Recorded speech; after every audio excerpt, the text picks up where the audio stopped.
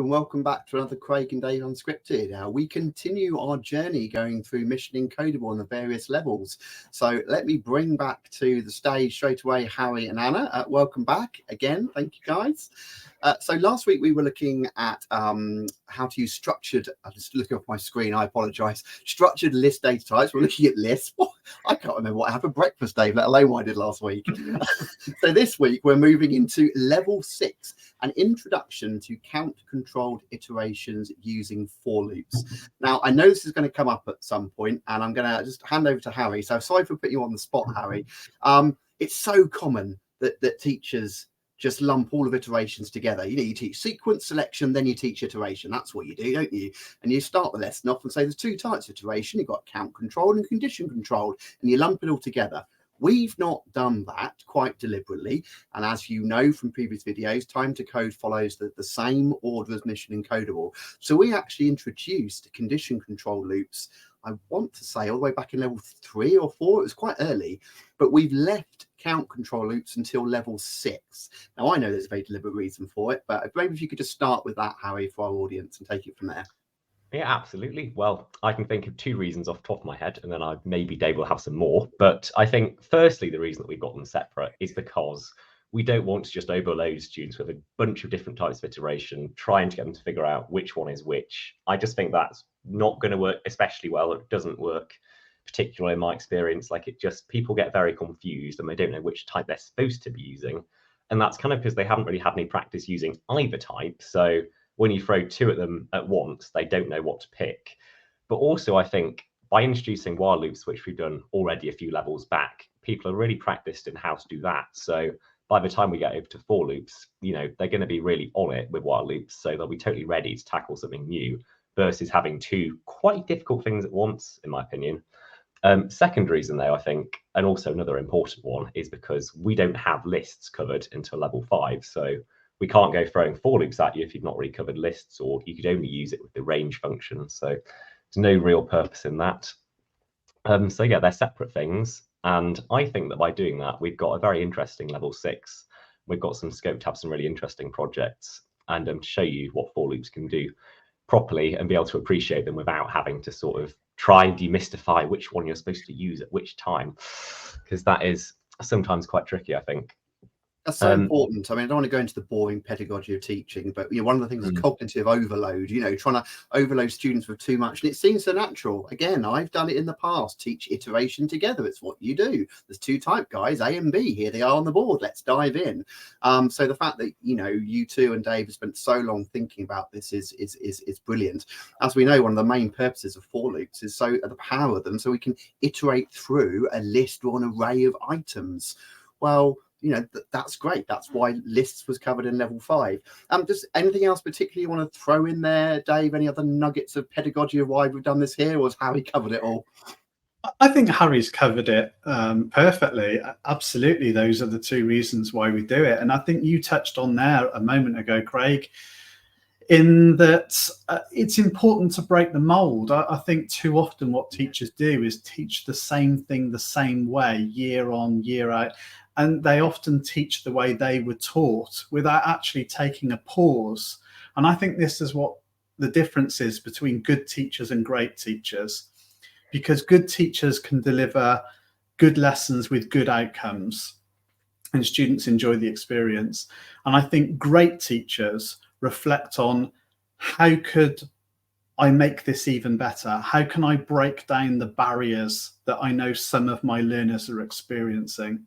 And this is exactly what Harry and Anna have done with Mission Encodeable, is to look at where are the pinch points, where are the bits where students get stuck, what do they struggle with? How can we reorder things? How can we break the mold, do things differently to try and overcome some of those barriers? And I just think that's really refreshing. And separating for loops and while loops is a great example of that.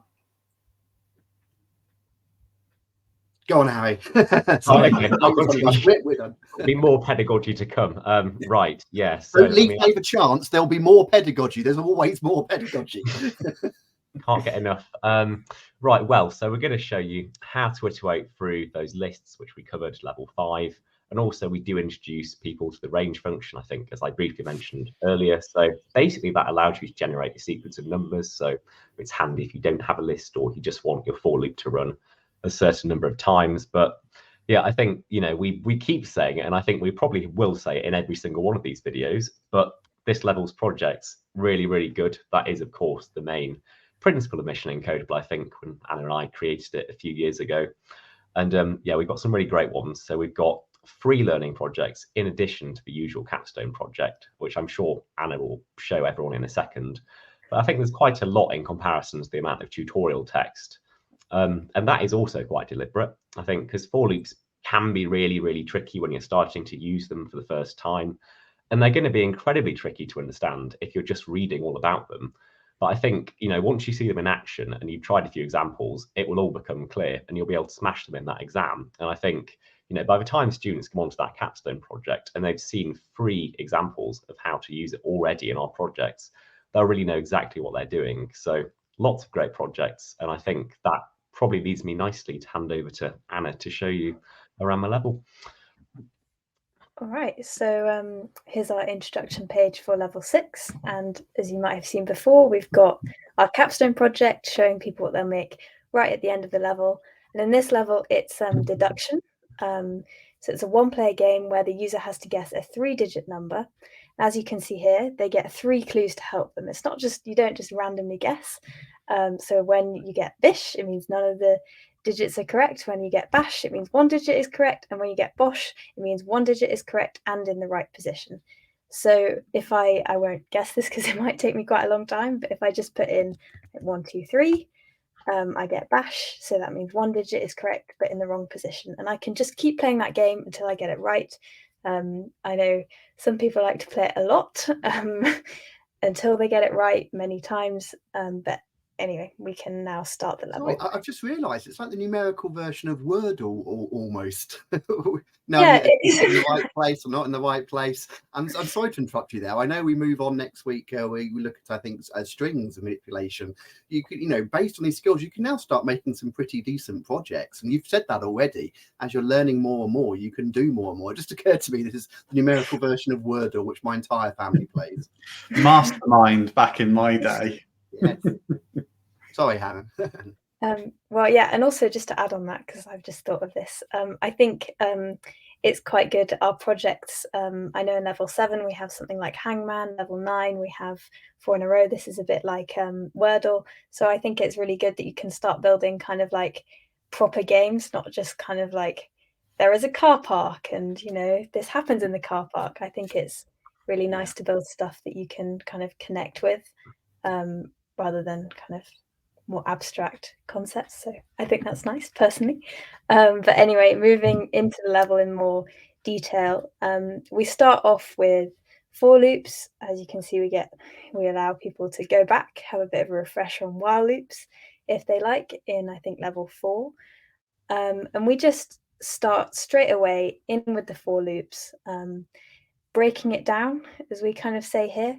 So we think it's quite good to really understand what that does, not to just like accept it as truth, to kind of break it down so that you can then apply that to other situations. And then we do a bit of practice. As you can see, that's Anna and Harry. So we do a bit of practice here straight away. And then we move on to our first project, which is average giraffe height. And this uses Craig and Dave's time approach, which is very common on time to code. But here we just find the average height of a selection of giraffes. So as you might guess, that involves basically using a for loop to go through a list of all the giraffe heights and then adding them to a sum and dividing that by the length of the giraffe height list, basically. So it's a nice project just to get you in the swing of doing this kind of thing, and it's quite nice that it involves giraffes. Me and Harry like that. Just makes it a bit more interesting, we think.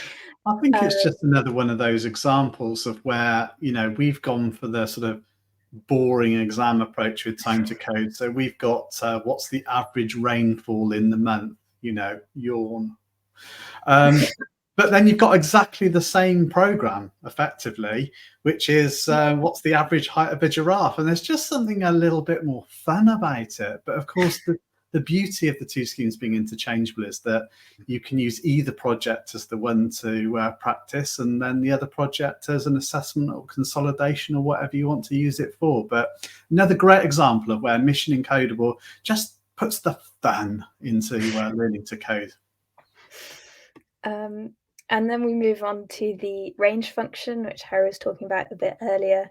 Again, as we did with the for loops, we kind of really go through it. We talk quite in depth about it. I think quite a lot of the time you just say like for I in range 4 to go up to 4, for example. And but here we really go quite into depth with it. We talk about it returning a sequence of numbers. So I think that's quite good, quite in depth, which might help with understanding, hopefully to really understand what's going on. I think students might appreciate that. And then we look at it in some other examples with lists, for example. And then finally, we finish up with a bit of practice, again, using the same names and some animals. And then I think that just really helps consolidate what you've learned in this step as a little exercise before moving on to some of our maybe more complicated projects. And going back up to the top, you can see we then have Boom Bang, which nicely uses the range function. This one is quite like FizzBuzz, if you've ever seen that before. I think there is FizzBuzz on Time to Code.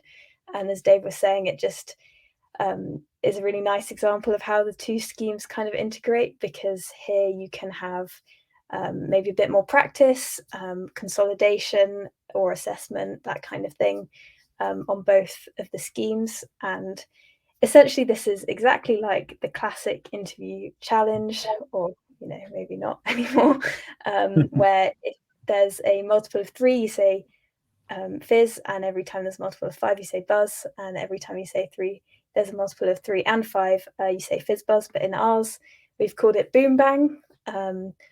When there's a multiple of 4 you say boom, when there's a multiple of 6 you say bang, and when there's a multiple of 4 and 6 you say boom bang. And I kind of touched on this before, but as this is the classic interview question, or and we've said here that the majority of computer science graduates are unable to pass it, they probably are. He claims that is true, and I think it's really nice if students can attempt this and solve it, because I think it really shows what you can do, and it shows your skills, and it makes you feel quite good about yourself to know that you can attempt these kinds of things, even if you haven't got to the end of Mission Encodeable, or you're just doing some practice. So I think that's quite nice. And then we have nested for loops, the final kind of bit of our for loops for this level, which are a bit more complicated. But again, we just go through it really thoroughly, have a few examples, and hopefully students will really understand that in depth. And then in a bit of a detour from for loops, we look at the time module, which kind of allows you to delay code execution. So it's very nice, very helpful. And we just take a kind of brief look at this time.sleep. And then we move on to the final learning project in this level, which is the Magic 8 Ball, which Harry and I quite like. It's I think you just shake it, you ask it a question, and it gives you a response. So it's quite nice. It has a bit of randomization, but really the concepts that we consolidate in this project are with the kind of typing effect, as Harry and I call it, because like, for example, all our thinking phrases and our answers, they type out slowly across the screen using the time.sleep and also for loops to do that. So it gives quite a nice effect. Harry and I quite like it, and we also like that you can ask it all kinds of things and you get a reply. I used to actually own a Magic 8 Ball when I was a kid. I used to love that thing. Probably shouldn't have used it to run my life when I was a child, but it's like, yeah, it's just telling me I can go out, Mum. It's great. On a serious note, I do love the fact you've introduced the time module there. You said a little detour. Of course, there's lots of little things that really don't warrant a whole level on their own, but they suddenly become very useful. And as soon as you can use them, you can do clever stuff with them.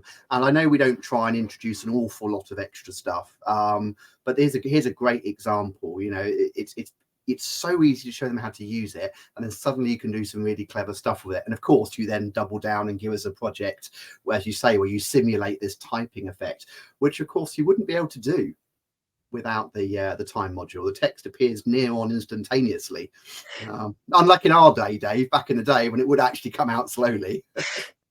Well, that's the thing, isn't it? I mean, processors are so fast these days that it actually does the instructions so quickly. You don't see the effect of putting a character, one character at a time on the screen. And of course, back in our day, what we'd have done is nested the for loop. So we'd have had a for loop inside the for loop. And the purpose of the second for loop would be literally to try and slow the processor down. So you'd say something like, for timer equals 1 to 1,000,000.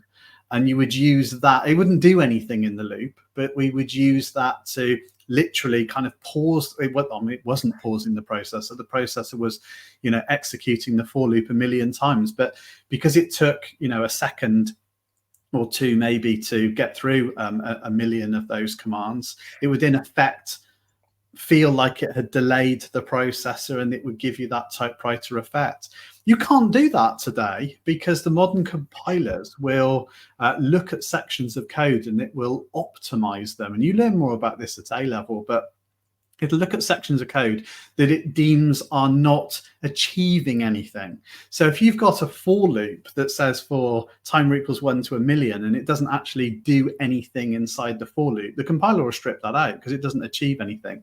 Yet it was put in there deliberately as a kind of way of slowing the processor down, which is a really bad idea, incidentally, because obviously that code will execute at different speeds on different processors. So you'll have no consistency between a project at home and a project at school, for example. So a little bit of an aside there, but yeah, we throw the time module in there because we just want to have an effect of slowing something down. So that made sense. And finally, in this level, after the Magic 8 Ball, straight away we have the Capstone project, which is the deduction game I showed on the introduction page. And as we've kind of discussed, this one is an independent project, so students can show their skills or find what they need to work on in the future. So it's quite a nice project, I think. It's a good little game to play, and that's really all I have to say about level 6 on this end. Going back to the range function just for a moment, I think this is another example of where, you know, let's just split while loops and for loops, particularly with Python, because they are behaving in very different ways. You know, in Python, when you say for I in range 5, for example, what you're actually doing, although you don't see it because it's abstracted from you, is you're creating a list in the back end, as it were, of 5 numbers. So you've got a list that contains the number 1, the number 2, the number 3, the number 4, the number 5, etc. And that's what it's using to actually do the iteration. And you know that because of the command in, you know, for I in range. And then you can use that also to iterate through the elements as well. And so it's nice that we've learned about lists and arrays in the previous level. Before then we look at for loops, which we can, yes, use as an iterator, but we can also understand what commands like range are actually achieving because we already understand arrays and lists. So that's really useful. Brilliant. Well, look, thank you again, both of you. That's been brilliant. Hannah, do apologise. Anna, don't know why I put H on the beginning. Anna, I'm going to put you on the spot now. What level will we be looking at next week? Well, next week, I think it is supercharge your strings. So that is string methods, string kind of classification, all that kind of stuff, really in depth. So brilliant. This is a classic one. This is where when Dave Dave wrote level 7. He put string manipulation. That's what I named the level. And then Anna and Harry got hold of that and said, no, this is we're going to rename that. That's now called Supercharge Your Strings. Yay! Brilliant. Love it. Well, well done, Anna. I think I've put you on the spot several times. You've not failed me yet. Harry will be leading it next week, so we'll see if he'll be able to remember what the level is after that one. But for now, we'll leave you there, everybody, and we'll see you next week for level 7. Bye-bye for now.